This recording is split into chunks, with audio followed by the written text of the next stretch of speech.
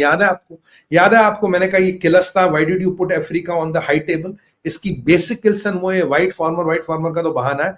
Basic किल्सन है आपने Africa को बड़े टेबल पे जगह क्यों दी? याद है आपको? Can I have a few comments please? Do you remember और नॉट?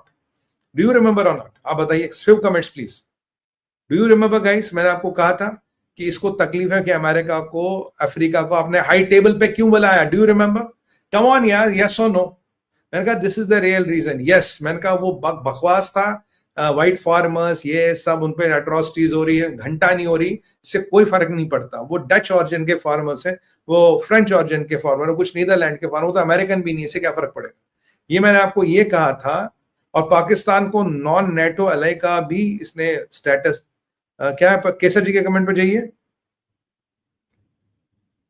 केसर जी के कमेंट पे जाइए जरा, कुछ वो कह रहे थे Pakistan is non NATO Ali, please come in second world.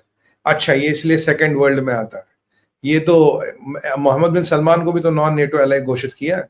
कल मैंने बोला था अगर औकात है तो सऊदियों की एंट्री बंद करा दो। अब कल ही it was all about Afghan साहब, पूरी दुनिया की समस्या अमेरिकन सिस्टम रिजिनवेट होगा। और ट्रंप ने साहब एक धमकी दी है, मेरे एनआरआई भाई बहनों समझो, ये कह रहा है जो अमेरिका में फिट नहीं होगा हम उसको उठा के फेंक देंगे, जो हमारी सभ्यता में गुले में मिलेगा नहीं उठा के फेंक देंगे।